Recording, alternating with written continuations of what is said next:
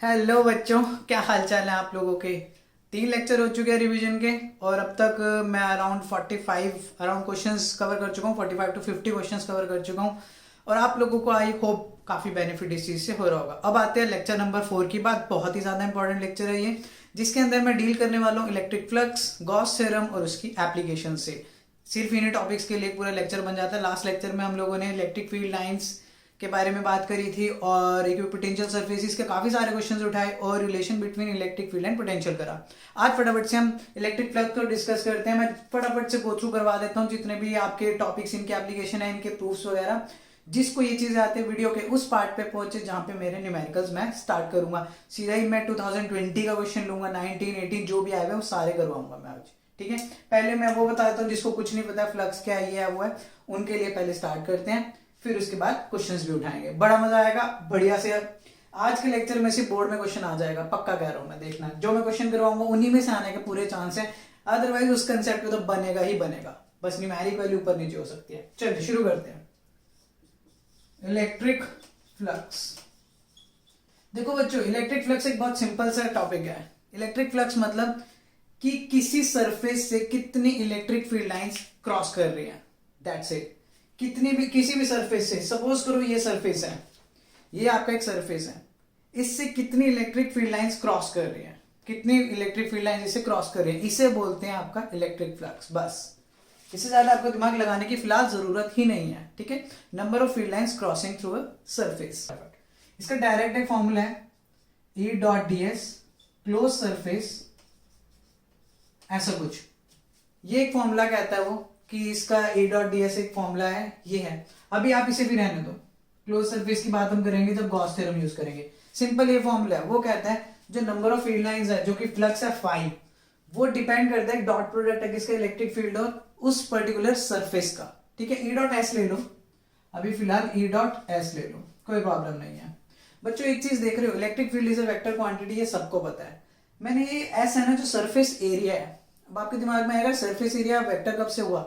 बच्चों surface area is a vector quantity, जो कि अब मैं यहाँ पे आपको बताता हूँ और क्या होता है, किस तरीके से आप फ्लक्स वगैरह निकालते हो। लेट्स सी, अगर आपको पता है डॉट प्रोडक्ट को ब्रेक किया जाए तो आपका बनता है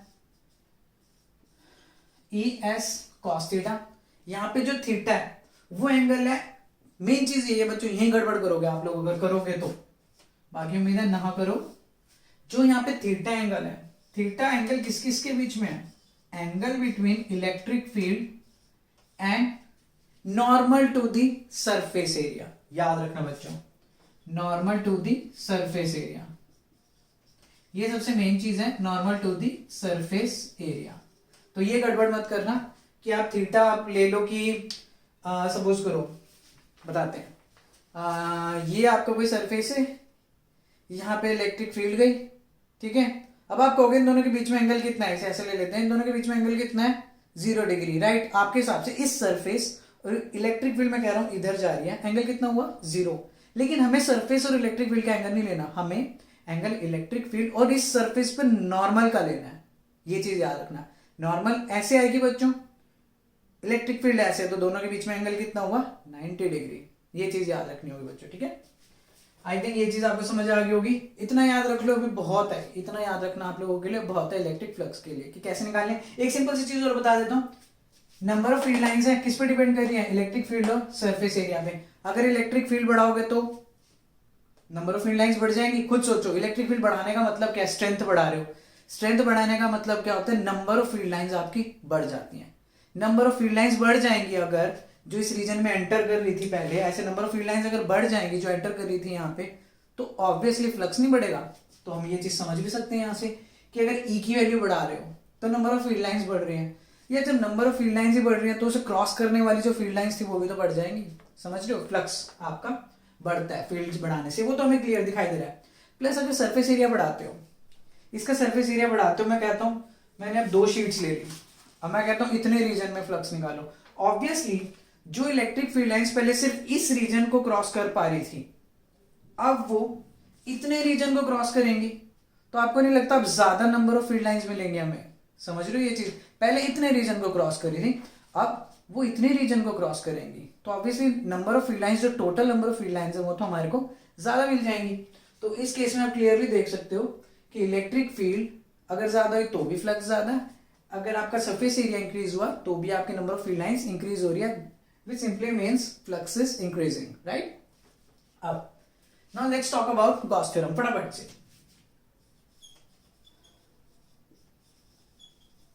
सिंपल रहता है बच्चों, इसका कंसेप्ट इंपॉर्टेंट है, बहुत ज्यादा ही इंपॉर्टेंट है ये तो गॉस थ्योरम। तो गॉस थ्योरम सिंपल क्या कहता है कि total flux across a closed surface, this time we are talking about closed surface, here we were not talking about the closed surface, but here we are talking about closed surface, which simply means a 3D body. Let me explain. Total flux across a closed surface is 1 upon epsilon naught times the total charge enclosed by the surface, enclosed by the surface। वो simple सी एक चीज कहता है कितना, वही Gauss theorem है, flux की बात करें, flux means number of field lines crossing through a surface, but in this case we are talking about a close surface, ठीक है। क्लोज सरफेस मतलब 3D body. Previously we were talking about this body which is 2D body, इसके दो ही plane, आपके दो ही axis हैं, एक ये वाला और एक ये वाला, ये 2D बॉडी है। तो इसको आप क्लोज कैसे करोगे, इसको क्लोज नहीं कर सकते हम, क्लोज बस ये कह सकते हैं कि लूप बन रहा है, बट वैसे क्लोज नहीं है ये। अब ये हमने लिख लिया, तो इस स्टेटमेंट का सिंपली मतलब क्या है, phi is 1 upon epsilon naught of total charge, 1 upon epsilon naught times the total charge enclosed by that particular closed surface, ठीक है। और ये क्लोज सरफेस के लिए आप यहां पे क्लोज सरफेस लगा लो ऐसे, इंटीग्रेशन क्लोज्ड, फिर क्या लगाया सरफेस, यहां पे डी फाई लिख लेना क्योंकि इंटीग्रेशन होने के बाद आपका आंसर आता है, और एस के डिनोट कर रहे हैं सरफेस को, ये सर्कल क्या डिनोट करता है क्लोज, ठीक है। इतना आपको समझ आ गया होगा। ये आपका एक फॉर्मूला है, ये याद रखना 3D बॉडीज के लिए एप्लीकेबल रहता है क्योंकि क्लोज वही रहेंगे आपकी। ये आपका गॉस थ्योरम था, इसका छोटा सा प्रूफ भी है कि यार प्रूफ पता है कैसे आता है, बड़ा घुमा के आता है इसका क्वेश्चन। ये रहा, बहुत बड़े क्वेश्चन आया हुआ है, ये क्वेश्चन आपका आया हुआ है 2015 में, 2020 में, 2017 में, ये क्वेश्चन आया हुआ है 15, 17, 20 या 19 में से, मतलब था एक जगह पे। अब वो कहता है state Gauss law of electrostatics, state कर दिया बच्चों हमने, फॉर्मूला भी लिख दिया।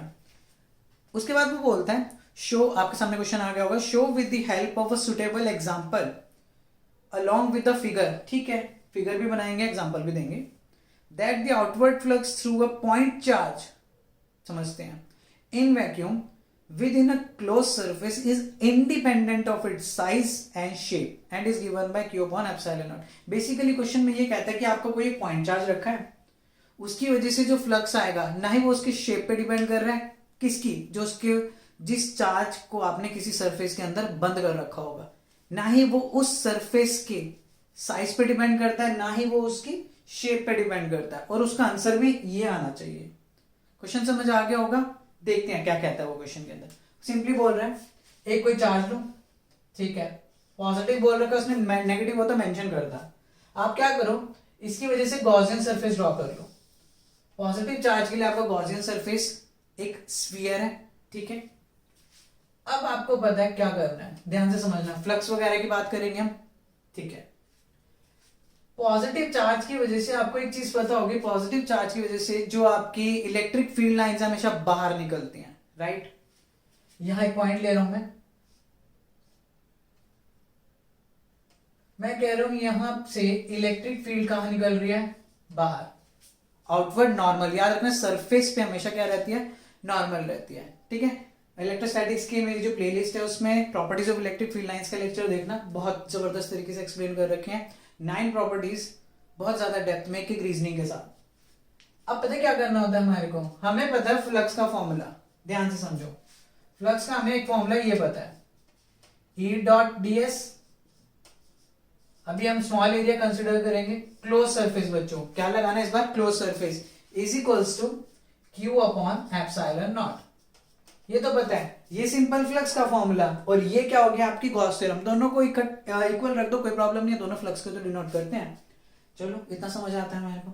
पॉजिटिव चार्ज की वजह से हमें पता है इलेक्ट्रिक फील्ड लाइन बाहर गई, राइट। नाउ हमारे को ये डीएस भी तो चाहिए।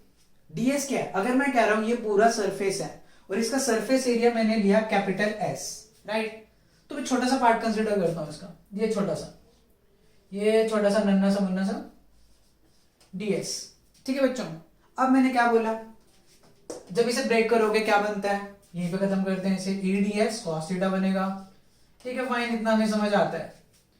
cos theta, now we have to find out the angle between this electric field and ds। अब एक चीज समझो, ds क्या होगा, मैंने क्या बोला था, ds is normal.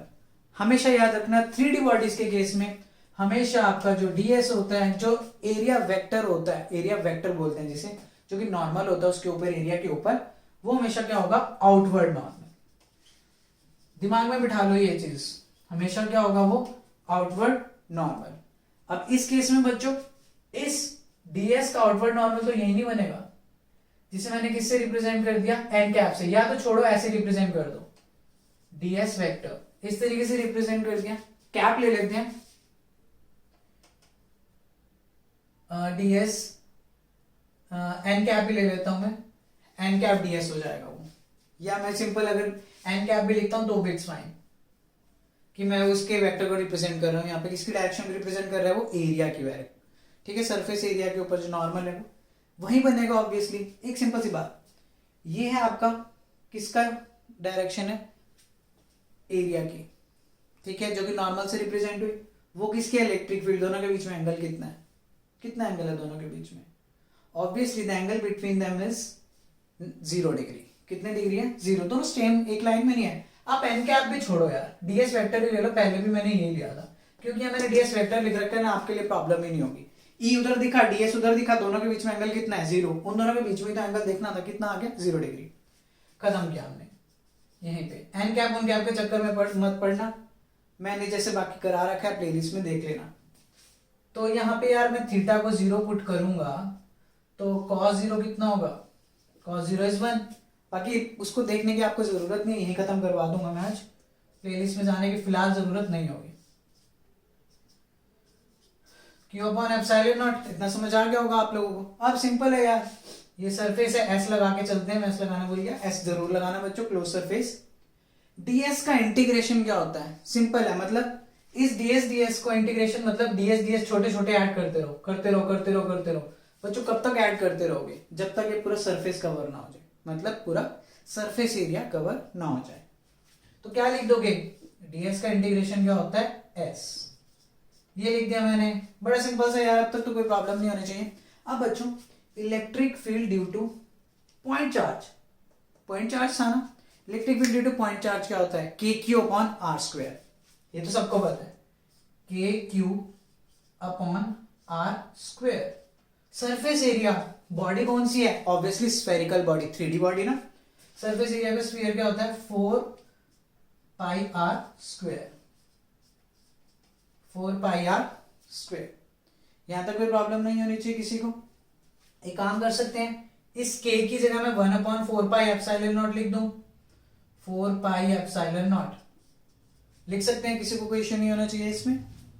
Are square से R square cancel, epsilon not से एप्सिलॉन नॉट कैंसल, 4 पाई से 4 पाई कैंसल, बचेगा क्या यहाँ पे, देखो हमें क्या निकालना है, बेसिकली हमें क्या प्रूव करना था, वैसे फ्लक्स प्रूव करना था, राइट। अब मैं अगर ये सारे के सारे इस तरीके से कैंसिल करता हूं, यहां पे आपको Q अपॉन एप्सिलॉन नॉट लिखने की जरूरत ही नहीं है। बेसिकली हमें प्रूव करने का मतलब ये है कि आपको ये स्टार्ट करके ये लेके आना है। तो आप एक सिंपल सा काम क्या करोगे, इस एप्सिलॉन नॉट को नहीं कट करोगे, बस इतना सा करना है, हो गया प्रूव। हमारे पास सिर्फ क्या बचा, देखो ध्यान से देखना, क्या बचा यहाँ पे, Q upon epsilon not. LHS पे क्या आ गया, Q upon epsilon not, RHS पे भी क्या है, Q अपॉन एप्सिलॉन नॉट, हो गया इक्वल। यही तो आपका गॉस लॉ कर दिया हमने प्रूव, कि हमने फ्लक्स से शुरू किया था, गॉस थ्योरम पे लेके चले गए, ठीक है। फ्लक्स से शुरू करके हम कहां लेके गए, गॉस थ्योरम पे। तो ये मैंने LHS equals to RHS prove कर दिया कि हाँ यहां से हमारी गॉस थ्योरम बन रही है। यही था आपका क्वेश्चन। अब बात आती है बच्चों इसकी एप्लीकेशंस की। चलो अब इसकी एप्लीकेशन की बात करते हैं फटाफट से, उसके बाद हम आगे पहुंचेंगे। अब आगे इसके एप्लीकेशंस की सबसे पहले इसकी एप्लीकेशन आती है electric field due to infinite long charge conductor. बहुत सारे नाम है इसके, infinitely long uniformly charge conductor या वायर, चार्ज वायर, अलग अलग नेम है। आप लोगों को वैसे सारे नेम पता होंगे, अदरवाइज मेन तो यही आता है, यूनिफॉर्मली चार्ज वायर कंडक्टर, इस तरीके से आता है। अब देखो एक लीनियर बॉडी कंसिडर करनी है, क्योंकि ये लीनियरली, वो बोलता है infinitely long charge uniformly thin भी लिख लेना, यूनिफॉर्मली चार्ज थिन वायर, ठीक है, थिन वायर। मैं एक सिंपल सी वायर कंसिडर कर रहा हूं, मैंने दिया इसको पॉजिटिव चार्ज। नाउ मुझे इसकी वजह से क्या निकालनी है, इलेक्ट्रिक फील्ड। अब आपको एक बढ़िया सा कंसेप्ट भी समझ आएगा कि हम ये डेंसिटी वगैरह का क्या यूज करते हैं, वो चीज भी समझाऊंगा मैं भी। हमें first of all Gauss theorem use करनी है, ठीक है, बट मैंने एक चीज पहले ही बोल दी थी, in order to use Gauss theorem we must have a close surface, right. So first of all we have to draw a Gaussian surface which is a closed surface, and in case of this body that is a linear body we have a cylindrical Gaussian surface, we have a cylindrical Gaussian surface, something like this, having radius r and let its length be L, ठीक है, fine, ये हमारे को इतना समझ आता है। अब बच्चों इसका गॉसियन सरफेस ये क्यों बना, बहुत सिंपल सा एग्जांपल देता हूं आप लोगों को कैसे हुआ। ये ऐसे बॉडी है, मान लो ये प्लेन बिल्कुल मतलब लीनियर बॉडी है, थ्रेड होती है ना जैसे, वैसे कुछ। पॉजिटिव चार्ज है, देखो ध्यान से समझते हैं, पॉजिटिव चार्ज इधर भी निकलेगा, इधर भी, इधर भी, इधर भी, ऐसे हर जगह निकलेगा, और यहां से भी निकलेगा, यहां से भी, यहां से भी, अलग अलग हाइट से निकलेगा, राइट। मैं कहता हूं मैंने ऐसे निकाला नीचे, ऐसे, फिर ऐसे ऐसे ऐसे ऐसे हर जगह से निकाला, और मैंने क्या किया, इन लाइंस को यहां पे इस तरीके से ज्वाइन कर दिया, ऐसे ज्वाइन किया, ऐसे ज्वाइन किया, ऐसे ज्वाइन किया, ऐसे ज्वाइन किया, ठीक है। फिर मैंने उन्हें क्या किया, इस तरीके से ज्वाइन कर दिया। तो आप खुद सोचो, जब आप ऐसे बड़ी सारी चीजें निकल रही हैं, थ्रेड्स निकल रही हैं बड़ी सारी, तो वो कौन सी शेप बनेगी, जब आप उन सारी लाइंस को ऐसे ऐसे करके ज्वाइन करते जाओगे तो वो कौन सी शेप बन जाएगी, सिलेंड्रिकल शेप। थोड़ी सी आपको विजुअलाइजेशन करनी है इसके अंदर, अदरवाइज अगर इतना समझ पल्ले नहीं पड़ता है तो यार सीधा याद रखो, लीनियर केस में क्या होगा, आपकी सिलेंड्रिकल शेप बनेगी। अदरवाइज मैंने रीजनिंग भी दे दिया आप लोगों को, ठीक है, कि ऐसे ऐसे ऐसे निकलेगा, उन सबको क्या करो, एक पकड़ के ज्वाइन कर दो, और जब आप टॉप से देखोगे तो आपको दिखेगी एक सिलेंड्रिकल शेप। मतलब आप कहीं से भी देख लो यार, आपको सिलेंड्रिकल शेप एक दिखाई देती है। अब इसके अंदर बात करते हैं, हमारे बेसिकली 3 सरफेस बनते हैं, यही एक सिलेंड्रिकल बॉडी है, मार्कर आपकी, बस इसको अभी इग्नोर मारो कैप को। अब देखो इसके बेसिकली 3 सरफेस हैं, कौन कौन से, एक top surface flat, bottom surface flat, लेकिन तीसरा सरफेस है एक कर्व्ड सरफेस। चलो हमारे को इन तीनों की वजह से अब देखना पड़ेगा इलेक्ट्रिक फील्ड क्या बनती है। बहुत सिंपल है, एक सरफेस मैंने यहां कंसिडर कर लिया, चलो यहां ले लेते हैं, ठीक है, फर्स्ट सरफेस मान रहा हूं, एक सरफेस मैंने यहां कंसिडर किया, सेकंड सरफेस, और एक आपको कर्व सरफेस कंसिडर करना है, थर्ड सरफेस। सबसे पहले हम क्या करते हैं, इनके ऊपर आउटवर्ड नॉर्मल ड्रॉ करते हैं। 3D बॉडी है, outward normal, outward normal means यहां पे ds, अगर ये है तो ये ds वेक्टर हो जाएगा, ये ds तो ये आपका ds वेक्टर हो जाएगा, राइट। इतना तो सिंपल है। ये अगर ds है बच्चों आउटवर्ड नॉर्मल, यहां कहीं मैं ले रहा हूं आपका पॉइंट, यहां पे कहीं लाई कर रहा है ना, ठीक है, यहां पे राइट साइड पे लाई कर रहा है, आउटवर्ड नॉर्मल मतलब बाहर, बाहर ले लो, डन। हमने पहले क्या किया, तीनों सरफेसेस पे आउटवर्ड नॉर्मल ड्रॉ कर दिया, because we know phi is equals to E dot D S. ये लगाएंगे अभी हम, ठीक है, क्लोज बॉडी है तो ऑब्वियसली मैं गॉस थ्योरम भी यूज करने वाला हूं, देखते हैं आगे।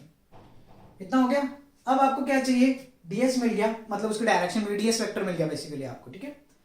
इलेक्ट्रिक फील्ड की बात करते हैं, कौन सा चार्ज है, पॉजिटिव, पॉजिटिव चार्ज की वजह से इलेक्ट्रिक फील्ड लाइन हमेशा बाहर निकलती हैं, मतलब इधर इलेक्ट्रिक फील्ड लाइन इस डायरेक्शन में और इधर इलेक्ट्रिक फील्ड लाइन इस डायरेक्शन में, तो इलेक्ट्रिक फील्ड मैं यहाँ रिप्रेजेंट कर सकता हूं बिना किसी दिक्कत के।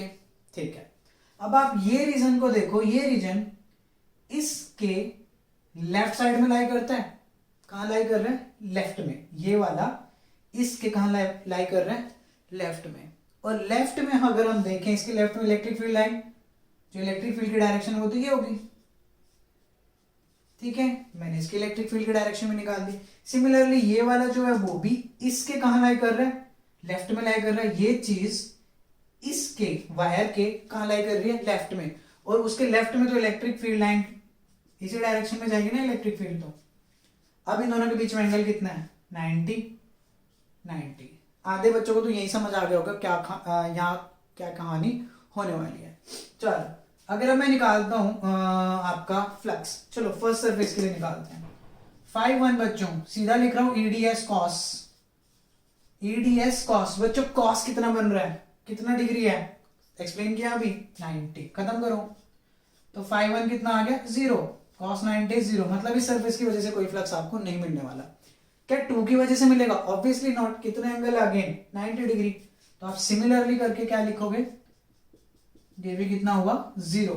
Now let's talk about third surface which is our curved surface, and we can clearly see that here the angle between electric field and this area vector ds is 0 degree, right? Both are pointing in the same direction, that is towards right. So you can simply write EDS cos 0 degree, and cos 0 is obviously 1. So 5-3 EDS closed surface, and if you integrate this, s लगा लेना, ठीक है? If you integrate this, you will simply get ES. Okay, integration of ds is S. अब fine net की बात करते हैं। Fine net total flux निकालना पड़ेगा। 5-1 प्लस 5-2 प्लस 5-3। ठीक है बच्चों, 5-1 प्लस 5-2 प्लस 5-3। 5-1 प्लस 5-2 तो 0 ही हो गया, ये तो दोनों 0 है। 5-3 की सीधी बात करते हैं। फाइन नेट मतलब बच्चों Q upon epsilon not. Total flux कितना होता है? करा था ना Gauss theorem, total flux 1 upon epsilon not times the total charge. ठीक है, अभी देखना क्या मजा आएगा यहाँ पे। और यहाँ पे सीधा लिख दूं ES, क्योंकि ये और ये 0 है। 5-3 की वैल्यू ES है। आप देखो बच्चों, क्या यहाँ पे मैं Q लेके कर दूं इसे? No. Q stands for point charge. Point charge तो एक ही जगह पे होता है। पॉइंट चार्ज का मतलब ही क्या, वो एक पॉइंट पे होगा। क्या आपको एक पॉइंट पे मिल रहा है यहाँ पे चार्ज? नहीं, चार्ज पूरी बॉडी के ऊपर लीनियरली डिस्ट्रीब्यूटेड है। समझ लो ये चीज, यही कंसेप्ट आता है बच्चों के दिमाग में। बच्चे रट्टे मार लेंगे, उन्हें ये नहीं पता होगा हमने आगे ये करा क्यों। जो मैं नेक्स्ट स्टेप करने वाला हूं उनको रीजन नहीं समझ आता। रीजन दे रहा हूं बच्चों मैं आप लोगों को कि ये क्यों एक पॉइंट चार्ज है। पॉइंट चार्ज के बारे में बताएगा। क्या बॉडी पॉइंट चार्ज वाली है? नहीं भाई, हमारी बॉडी लीनियरली चार्ज है। सो जो भी चार्ज आप इसे दोगे वो लीनियरली डिस्ट्रीब्यूट होगा उसके ऊपर, राइट? तो लीनियर डिस्ट्रीब्यूशन, मैं क्या वर्ड यूज कर रहा हूं? लीनियरली डिस्ट्रीब्यूट होगा। बॉडी आपकी लीनियर बॉडी है, ठीक है? बॉडी एक लीनियर बॉडी है, मतलब सिर्फ एक एक्सिस है उसका। तो आप क्या करोगे उसके लिए? Linearly charge body Q upon L, इसे बोलते हैं linear charge density. Charge per unit length, charge per unit length. तो Q कितना आ जाएगा बच्चों यहां से? लैम्डा है। इसी वजह से आपको क्या करना पड़ता है? इस लीनियर डेंसिटी को यूज करना पड़ता है। लीनियर चार्ज डेंसिटी को आपको क्या यूज करना पड़ेगा? इसमें लीनियर चार्ज डेंसिटी। ये आ गया आपकी लीनियर चार्ज डेंसिटी। चलो, इतना भी समझ आता है हमारे को कि लीनियर चार्ज डेंसिटी आ गई है। अब लीनियर चार्ज डेंसिटी भी आ गई है आपकी, तो उसके बाद अब Q की जगह क्या पुट करना पड़ेगा आपको? यहीं पे कर देता हूं, lambda L upon epsilon not is equals to ES। चलो S की बात करते हैं बच्चों। हमें फाइंड आउट क्या करना है? Basically electric field. S surface area, body कौन सी है? Cylindrical. Cylindrical surface area is 2 pi r h। 2 pi r बच्चों, h मींस हाइट। हाइट कितनी ले रखी है हमने? L। तो क्या आ जाएगा? 2 पाई r L। कुछ कैंसिल वैंसिल हो रहा है तो उड़ाओ, ये उड़ गया एक। क्या बचेगी? Electric field is lambda upon 2 pi epsilon not r is equals to lambda upon 2 pi epsilon not r। इतना क्लियर हो गया होगा आप लोगों को, I think.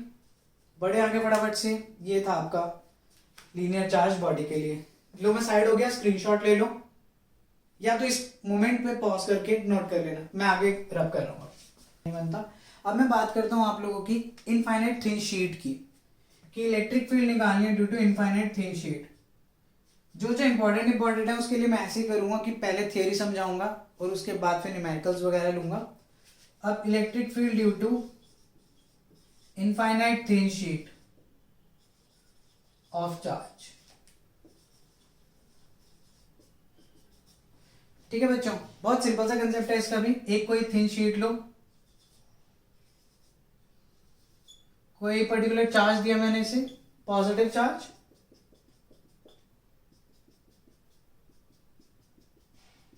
Now we have to draw Gaussian surface for it. इसके लिए Gaussian surface is cylindrical,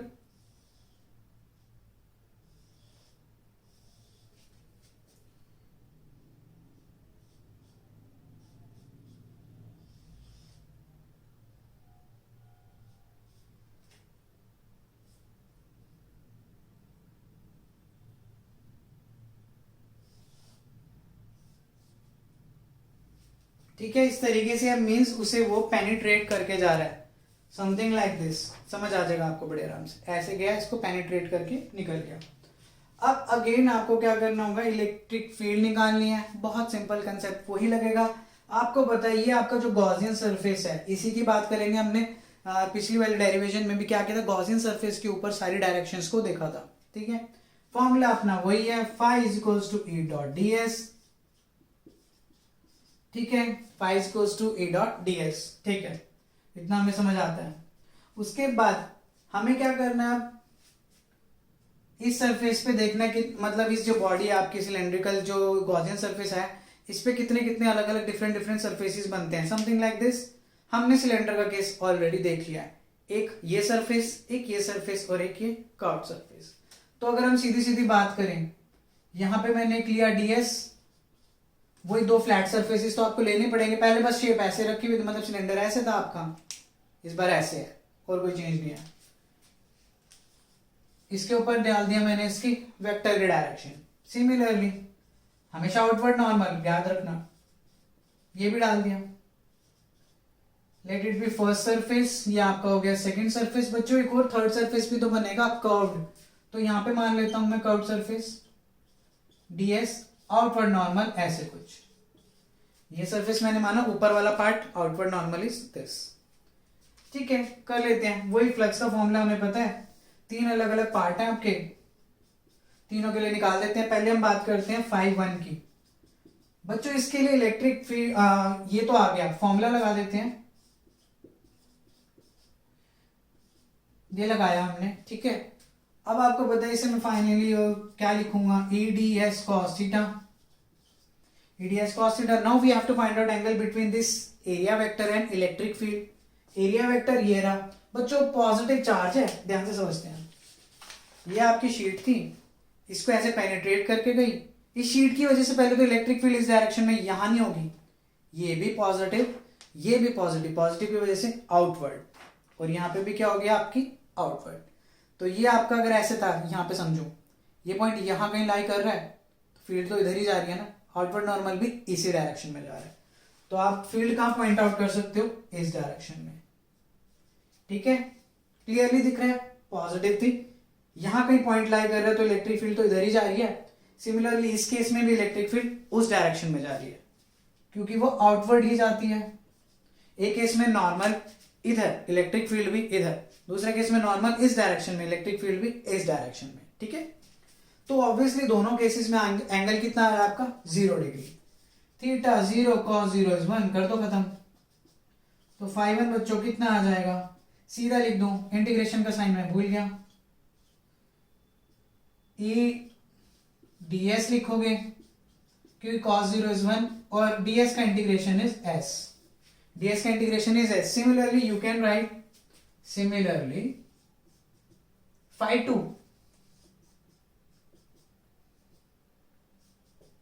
phi 2 भी तो ES ही होगा, कोई प्रॉब्लम नहीं है उसमें भी। Now let's talk about third surface. बहुत सिंपल है यार, समझ आ गया होगा आधे से ज्यादा बच्चों को। तो ये ऐसे कुछ है, यहाँ आपकी शीट है, थर्ड सरफेस यहाँ कहीं लाई कर रहा है, यहाँ कहीं, यहाँ पे अगर आपकी शीट है, यहाँ कहीं आपका थर्ड सरफेस है, एक सिंपल सी बात है, उसके राइट साइड में लाई कर रहा है बेसिकली। राइट साइड में फील्ड किधर पॉइंट कर रही है, राइट डायरेक्शन में। किधर पॉइंट आउट कर रही है वो, इस डायरेक्शन में। वो तो हमने यहीं पे देख लिया, ये पॉइंट राइट में लाई कर रहा है तो राइट में, ये भी तो राइट में, तो राइट साइड में। लेफ्ट में ले लो, लेफ्ट में करेगा कोई फर्क नहीं पड़ेगा, आंसर तो वही आएगा। कितने डिग्री हो गए ये, 90। कहानी खत्म हो गई, तो डायरेक्ट लिख लो आप 0, मेंशन कर दो theta is 90, cos 90 is 0, so flux is 0, खत्म। अगेन वही phi net is equals to phi1 plus phi2 plus phi3, तो phi net is equals to, यहाँ पे 2 आया, phi1 plus phi2 phi3 is 0, तो डायरेक्ट लिख रहा हूं मैं ऐड करके 2es। Now we know this is q upon epsilon not, ये क्या होगा 2 into es। यहां तक किसी को कोई प्रॉब्लम नहीं होनी चाहिए। अगेन क्या आप q ले लोगे, यहाँ पे नहीं ले सकते। अगेन वही बात आ गई बच्चों, q नहीं ले सकते, यहाँ पे q वैल्यू नहीं डाल सकते। क्यों नहीं डाल सकते, एक बार मैं q बोल रहा हूं मतलब चार्ज, एक बार मैं q बोल रहा हूं मतलब y। रीजन बहुत सिंपल है, ये पॉइंट चार्ज के लिए होता है। क्या ये पॉइंट चार्ज है, नहीं, जो भी चार्ज आपने दिया बॉडी के सरफेस पे डिस्ट्रीब्यूट हो गया। पहले लीनियरली डिस्ट्रीब्यूट हुआ था, नाउ ये जो चार्ज है वो सरफेस पे डिस्ट्रीब्यूट हो गया। So we have to introduce the concept of surface charge density. Simple है, surface charge density is denoted by sigma. इसे क्या बोलते हैं बच्चों, सिग्मा। ठीक है फाइन, सिग्मा है, तो sigma is charge per unit surface area. Done. यहां से चार्ज की वैल्यू कितनी आ जाती है, क्रॉस मल्टीप्लाई सिग्मा एस, कितना आ जाएगी, सिग्मा एस। चलो पुट कर देते हैं, sigma S upon epsilon not is equals to 2es, S से S cancel, E is equals to sigma upon 2 epsilon naught. E is equals to sigma upon 2 epsilon naught. ये होती है आपकी electric field due to thin sheet of infinite, मतलब thin infinite sheet या infinitely thin sheet, जो भी इसकी main exact name होता है, उसके लिए आपकी ये डेरिवेशन है। ठीक है, इसको नोट कर लो स्क्रीनशॉट ले लो। आई होप यहाँ तक बढ़िया चल रहा है सब कुछ। फटाफट से रिवाइज करवा रहा हूँ, ये जो टॉपिक्स मैं आपको बहुत जल्दी काफ़ी कम टाइम में करा दूंगा, इन्हीं को कराने में 2-3 दिन लग जाते हैं। अलग अलग लेक्चर्स में एक कंसेप्ट होता है, यहाँ पे फटाफट से निपटा रहा हूँ, आपको फटाफट से समझ आ भी रहा होगा। ठीक है, अब हमने एक शीट के लिए कर लिया, आज हमने इलेक्ट्रिक फ्लक्स भी कर लिया। अभी आधे घंटे की वीडियो ये होगी मुश्किल से। इलेक्ट्रिक फ्लक्स कर लिया, गॉस थ्योरम कर ली, एक एप्लीकेशन कर ली, दूसरी एप्लीकेशन भी कर ली। अब ये जो एप्लीकेशन अभी हमने की थी, जिसके लिए इलेक्ट्रिक फील्ड की वैल्यू आई है सिग्मा अपॉन 2 एप्सिलॉन नॉट, कितनी वैल्यू आई है उसकी, सिग्मा अपॉन 2 एप्सिलॉन नॉट। हमें क्या करना है, 2 शीट्स का यूज करना है। लेट्स सी, हमें क्या लिखना होगा, electric field due to 2 sheets, वही इनफाइनाइटली थिन यूनिफॉर्मली चार्ज वगैरह आप लिखते रहना यार। ठीक है, हम सीधे मुद्दे की बातें करेंगे। मैं ऐसे 2 शीट्स ले रहा हूं, आप लीनियर बॉडी मत समझना, 2 शीट्स ही ले रहा हूं, ये शीट्स ही हैं। ठीक है, जिनको मैंने पॉजिटिव चार्जेस ऐसे ऐसे पकड़ा दिए।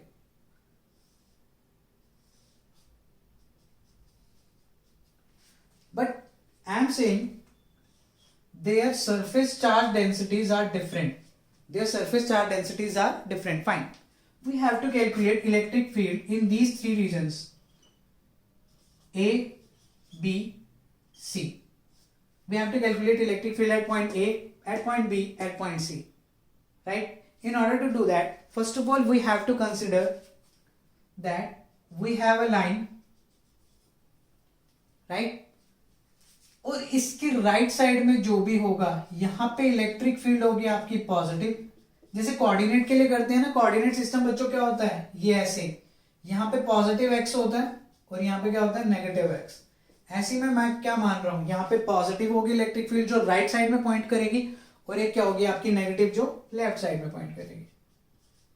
इतना आप लोगों को फटाफट से समझ आता होगा, क्योंकि मैंने ये रिलेट कर दिया।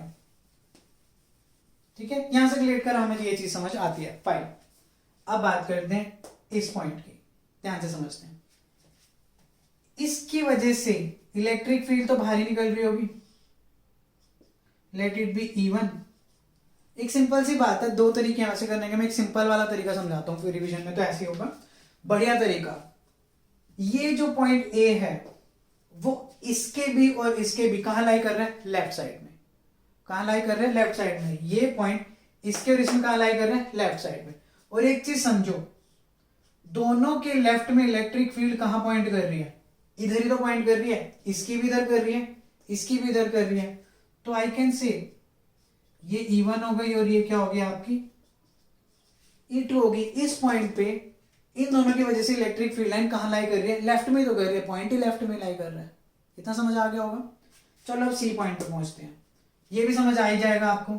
इसकी वजह से इलेक्ट्रिक फील्ड एक तो यहाँ बनेगी, क्योंकि आपको पता है उसने तो electric field line positive charge ने तो बाहर ही देनी है, और ये भी कहाँ दे देगा, इस डायरेक्शन में। अब फिर वही बात, सी पॉइंट इसके भी और इसके भी कहाँ पे लाई करता है, राइट में। अब आप सीधा देखो, क्या मैं शीट के गया राइट में, मैंने देखा मेरी इलेक्ट्रिक फील्ड कहाँ जा रही है, उधर ही जा रही है।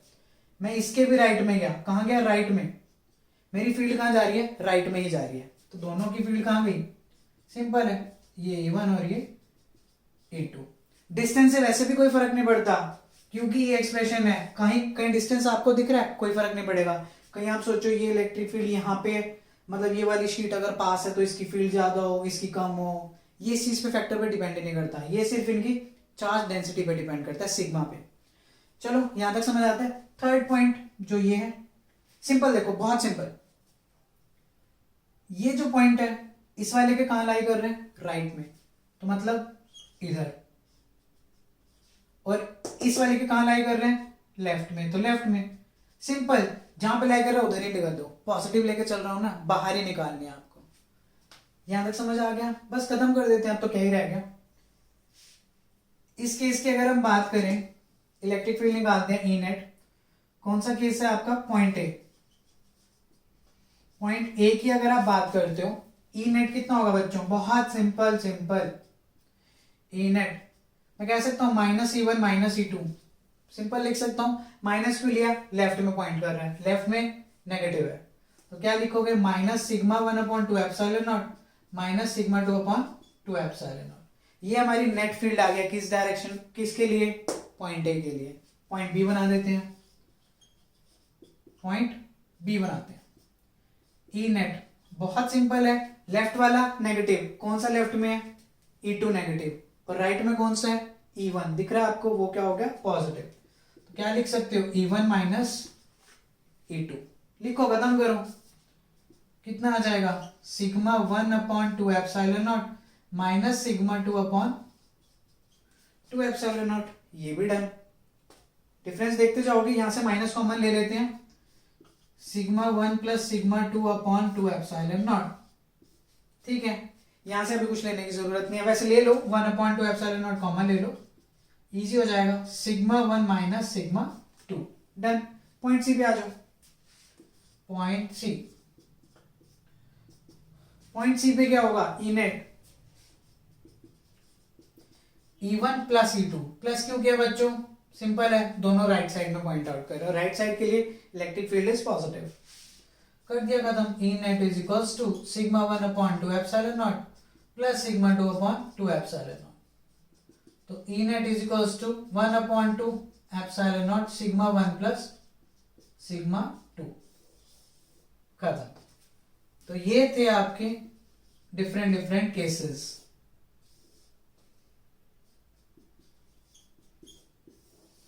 आई थिंक समझ आ गया होगा कि दो शीट्स के केस में कैसे हो सकता है। अब बहुत सिंपल सा कंसेप्ट रहता है, क्या अगर आप इसको पॉजिटिव लो, इसको नेगेटिव लो, तो क्या केस बनेगा।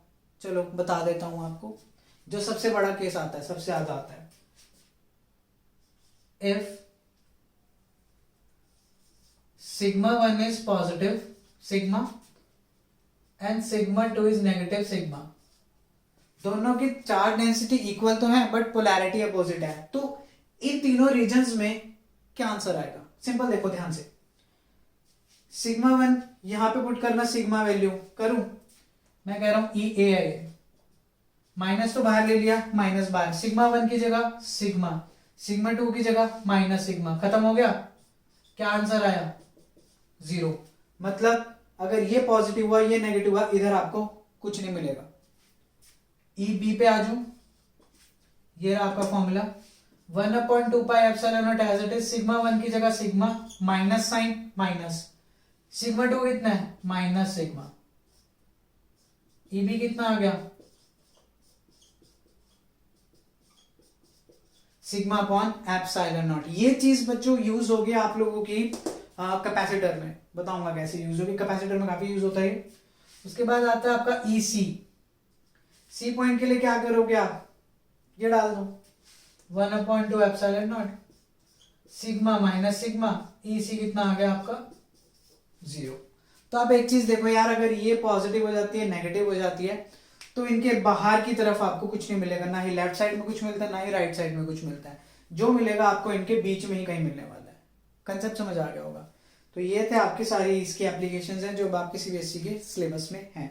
ठीक है, कर लो यहाँ तक नोट, ले लो स्क्रीनशॉट। तो आई होप आप लोगों को ये समझ आ गया होगा। सारे कंसेप्ट्स मैंने गॉस लॉ से और इसके एप्लीकेशन से रिलेटेड कवर कर दिए।